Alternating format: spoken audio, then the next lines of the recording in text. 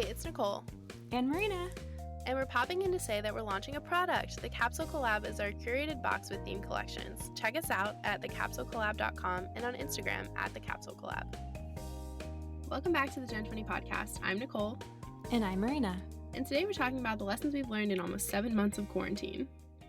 Now, we kind of consider quarantine like we're still quarantining. We just stay home as much as possible, so it's not like kind of back in March where it was like those first 2 weeks where like everyone stay at home, toilet paper is no longer available, that kind of situation, but like we still just call ourselves being in quarantine. Mm-hmm. And it's an adjusted lifestyle when we do leave the house with wearing masks, hand sanitizing, wiping everything down, trying our best to stay 6 feet apart from anyone we encounter.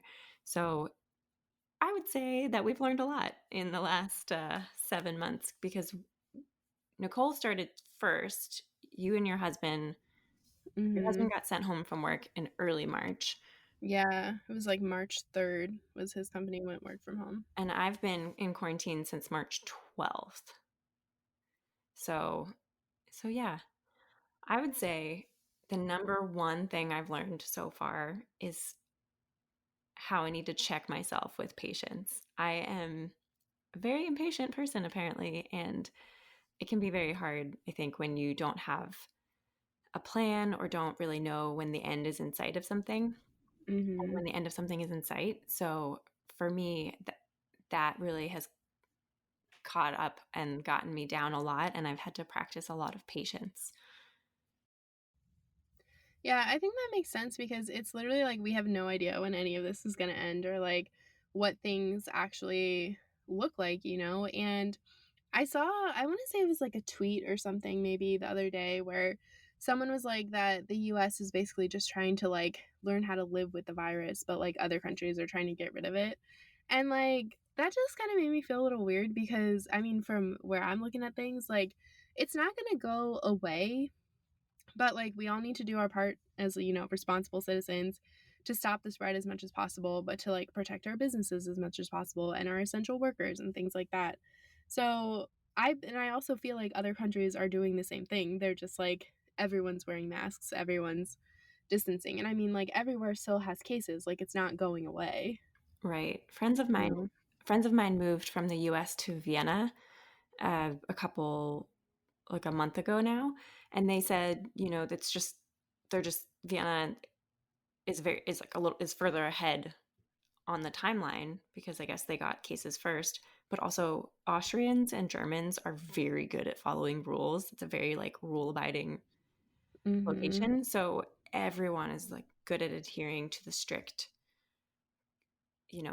mask wearing, distancing. So because of that, they've been able to reopen more quickly. But my friend's husband was saying, as soon as there was a case that popped up near his office, they got sent back to remote working for 2 more weeks. So it's kind of, I think we're all trying to just live through it. Life isn't going to look like what it did before, and that's okay. We just have to figure out how to get through each day as best as we can, or even better. Some days are going to be like, hey, I'm actually feeling okay. I feel like I'm thriving. And other days are like, I put pants on. It's a victory. Yeah, exactly.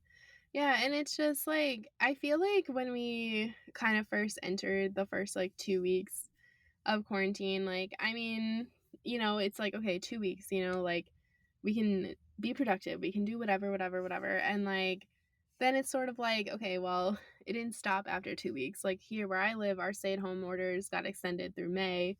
And that's kind of when I was like, like plans we had this summer are probably not happening. Like it's just going to be like this, and there's going to be different levels of how things are opening, how things are closing, and it's going to have to be just like very reactive to like what's going on with cases, just to protect people, but also to like try to protect our economy and people, because I mean people still have to work some way. Like I don't know, I don't think our government supports us financially in the way that other countries' governments are helping them. So it's sort of like finding a balance in between all of that. Definitely. I think innovation is so important in this time. For example, I follow a Left Bank LA on Instagram, and they are a small family owned thrift store and consignment shop in Los Angeles. And they, a brick and mortar store obviously can't be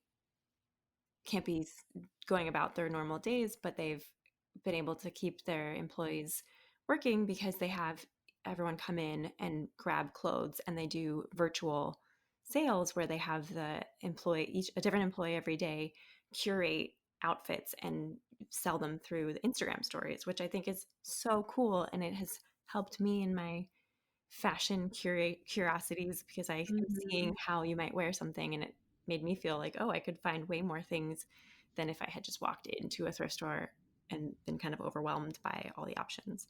So I think Yeah.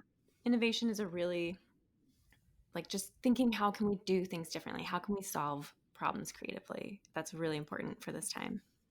Yeah, I think it's been really interesting to see how some companies have pivoted and others just like completely haven't. Like there's this pretty well-known like restaurant owner in Seattle and he owns like many restaurants, like 13, 15, something like that.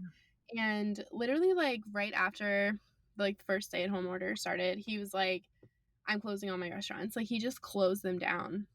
And it was like 700 people were just like all of a sudden like out of a job, like pretty much no warning. And he said it cost him like $1.3 million to close down these businesses. And I was like, you have so many options. Like there are so many places that will deliver food, you know, which is like helpful for people to be able to support local businesses.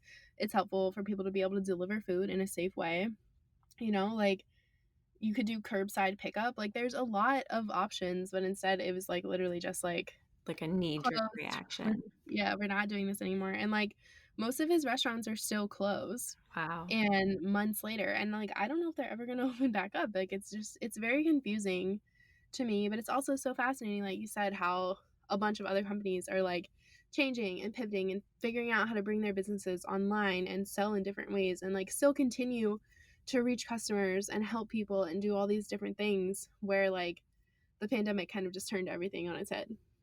Yeah, and I think that's a lesson for all of us of like, okay, if I can't do something the way I normally would before I just completely shut down, what are my other Mhm. options? And I think we can carry that post game if when this ends and we're back to a more normal life, whatever that looks like, we like how can we continue to hold that quality?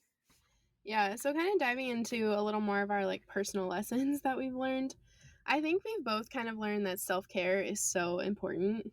Um, Especially when a lot of people probably can't do a lot of their things that are typical self-care activities. Like for instance, like I like to go get a massage every couple of months, but I think the last one that I got was like January or February. Like it's been a very long time. And I just, I don't know, like I wish I could still do that, but I don't really feel comfortable doing that right now. Like I know some of our places around here are open, but I just don't feel comfortable going.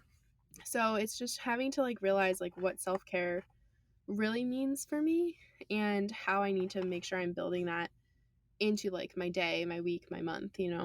Absolutely. And I feel the same way. It's been like, obviously, if you've listened to any of these episodes or been on the website, like, how much we care about self-care and how much we try to prioritize it for ourselves and for our listeners and readers. But one thing I realized was, this is a really stressful time because there's so much uncertainty. I already struggle from anxiety on like a daily basis, but my threshold for bouncing back or for processing just got very small, and all of a sudden I was at the end of my rope every day, and I realized, Mhm. okay, things aren't changing for a while, so how can I incorporate more self-care? How can I take like smaller steps and still move forward? Because there were days, especially early on, when I just like wouldn't get out of bed because it was like, what's the point? Nothing's happening, we're all here.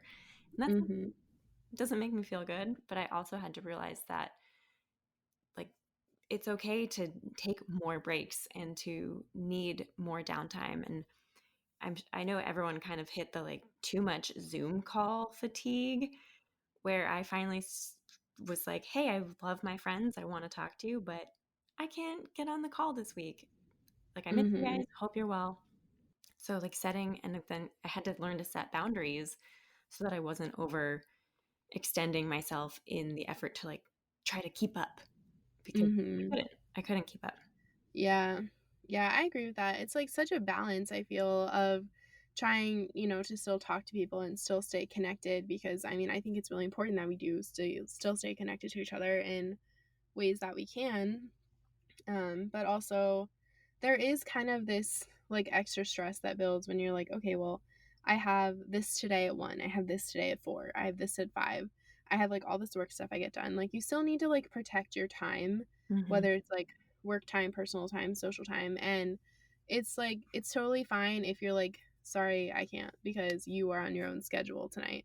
Like I need my chill time, like I need time to take a very long bath several days a week, like by myself, doing whatever it is that I want to do, like read a book, I don't know, watch YouTube videos, stuff like that. Like I need to like separate myself and just be alone. And I think that's still really important in this time where things, haven't been feeling normal, so it's like a way that I still feel normal when everything else is like so chaotic. Yeah, absolutely. Absolutely.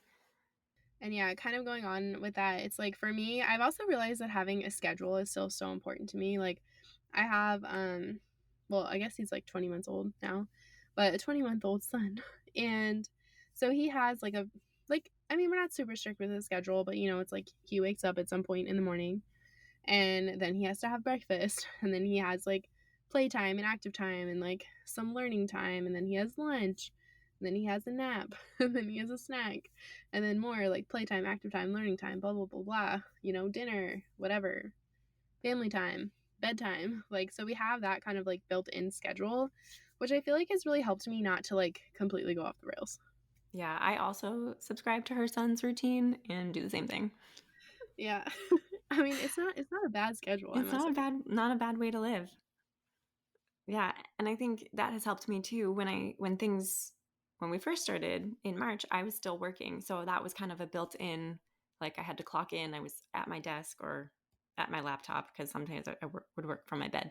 But I was at my laptop from 9 to 5 and like took a lunch break. And then when I got let go, I had a couple like a week maybe of just like I can do anything at any time. And then I realized no, this isn't helpful. But then I got the flip side was that I was like, all right, we have all of this time. I need to be productive. I need to write a novel. I need to get in shape. I need to, I don't know, learn to sew or something.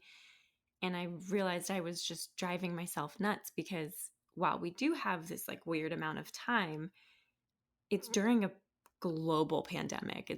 We've got a lot of unrest politically and with social justice. Like there's so many layers of things happening outside our walls that I had to, and I still have to remind myself daily, like pandemics are not about productivity. Like Hmm. again, if you get pants on and get out of bed, you've won the day. And like Yeah. small little goals that are helpful and achievable. Yeah. I totally agree with that. And like I think for me, I'm the kind of person who's like productive in chunks. Like I will have like 3 or 4 extremely productive days where I do like basically what I guess a normal person would achieve in like, a couple months. But I just like put my head down and like deep work very hard. And then I come up and I'm like, all right, now I'm just chilling. That's done. We'll work on something else later. And I like go back to my regular schedule because like a few weeks ago, maybe 2 weeks ago, I don't know what is time anymore. I don't know. Time's a construct. It's fine. Right. But I was sort of just like, honestly, I don't really want to work. Like I just don't feel like doing all this stuff. So I kind of just, I mean, I did what I had to do, got my regular work done, but I just didn't stress about anything else. And then all of a sudden, like I had a bunch of stuff that had to get done recently, which you guys will know about very, very, very, very, very soon.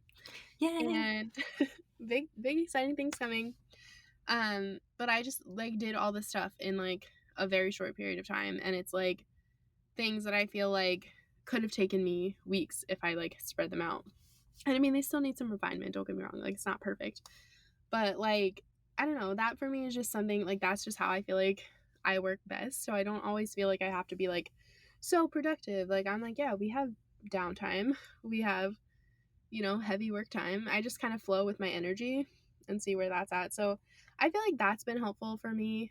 Because I did a post actually on Gen 30 our sister site, about how I flexible time block. And that has been like, that just helps me so much because I know I have when my time blocks are each day. Like I can work in the morning during nap time and then after my son goes to bed. And like whatever I need to get done in the day has to be done in those blocks.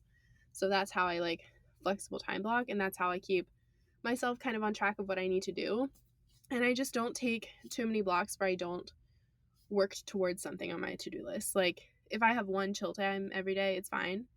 But the other times I try to like do something that I need to do for work or like for the house or whatever, you know, and that like I feel like that helps me keep my schedule and also helps me not feel like I'm pushing myself too hard, but that I'm still doing things. And that's just where I'm at in my life right now.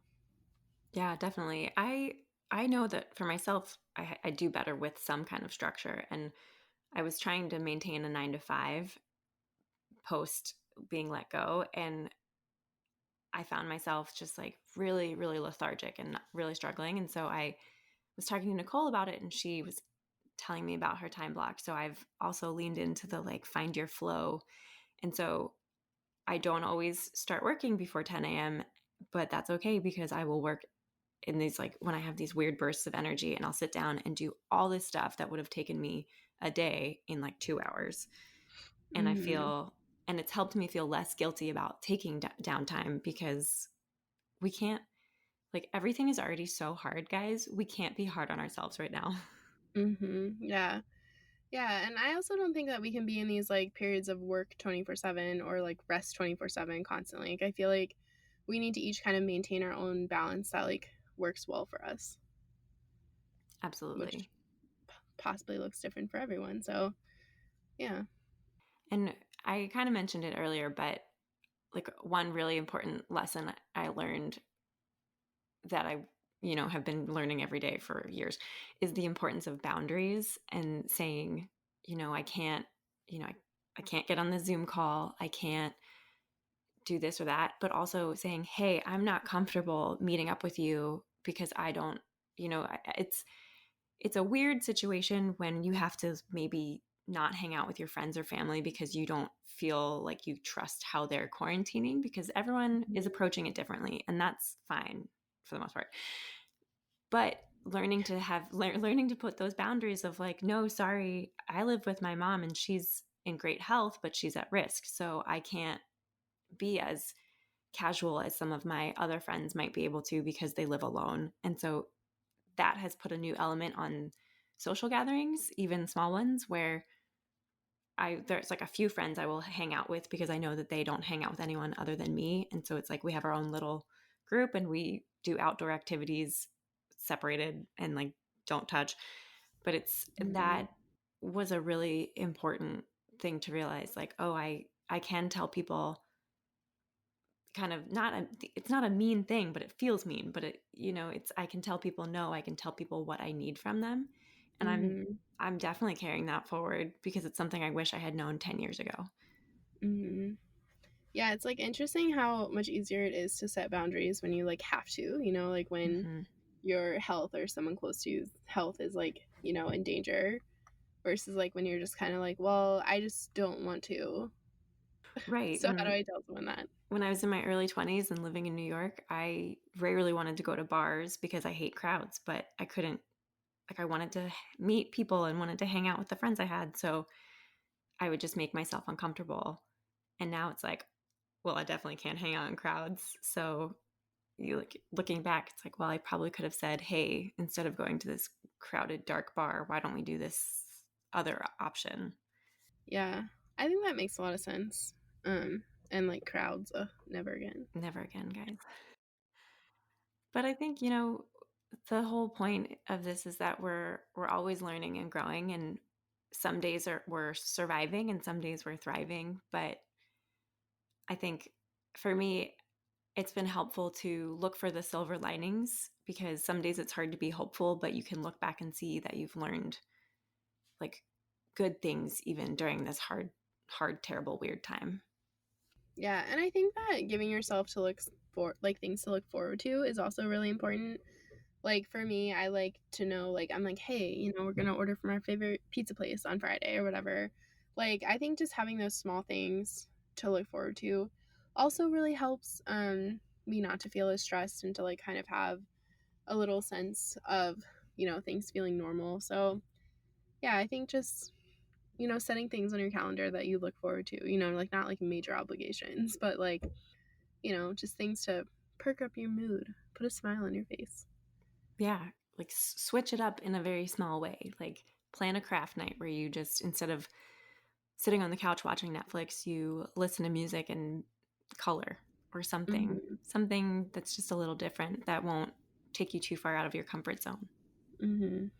Yeah, and it's like still safe and not, stressful in any way. Like you don't want to put extra stress on yourself, but yeah, just like somewhere to break up the monotony of just basically being home all the time. And I mean, I guess like we're both fairly lucky in the way that we don't really have to go out of the home to work. Like we can work in our houses, and like I mean, I'm feel lucky that my husband just has a job where he can work remotely and it's not a problem because every time I leave my house, it's like it's just so much work. Like I still come home and like literally put my clothes right in the washing machine.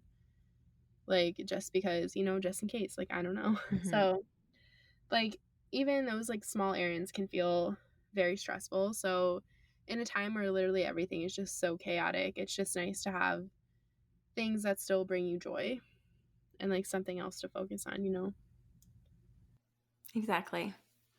So, this is what we've learned so far in quarantine, and we'd love to hear from you and learn more about how you guys are coping with things and what your strategies are. And if you enjoyed this episode, definitely please leave us a 5-star rating and a review. And we'll see you next time. Bye.